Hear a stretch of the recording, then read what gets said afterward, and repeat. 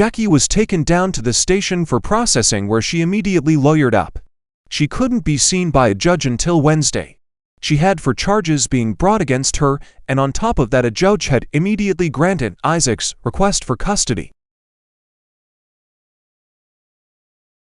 She was furious with him, and spent most of her days, before going in front of the judge, just plotting ways to get her children back when she got out. He would ruin her kids, everything she had worked so hard to build. She glared at him as he sat in the back of her courtroom. Okay, Miss Peony, can you please explain why you entered a plea of not guilty for all of the charges against you? Isn't it obvious? Because I feel I'm not guilty of any of the charges. I wasn't being criminally negligent 3NT when it came to my daughter. I was simply going for a less common practice. And it was working until the day of the wedding. I didn't forge my ex-husband's name on those documents my ex-wife did. So therefore I cannot be held responsible for the forgery, and therefore I'm not guilty of a forgery charge, and the 2 disorderly conducts came from a cop who had it out for me. I did nothing wrong. Your daughter spent 2 days in the hospital because you didn't give her medication. Her doctor told you very clearly, many times, that she needed in order for her body to have any chance at fighting off the seizures. You know, with each seizure her body reacts worse.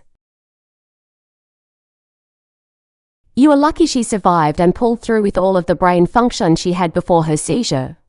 You are guilty of medical negligence 3. I have heard the testimonies from both of your exes and the doctor. After hearing it from all sides, it is clear the forgery would not have happened without your involvement, your coercion, and you are the one who turned it over to the doctor knowing it was forged. So you are guilty of forgery. And finally, after reviewing the officer's body cam footage from that day and hearing his testimony, it is clear that you were being disorderly. He told you not to speak after a series of outbursts, and you spoke. To say nothing intelligent either. So you are guilty of the misconduct. Do you have anything to say for yourself before I give you your sentence? I think this whole thing is bogus. Because I tried something natural to help heal my daughter of her ailments, you find me guilty. I don't deserve this.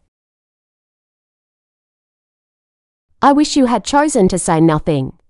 You need to spend time thinking about your decisions as a parent. I think 2.5 years in prison should be enough time for that.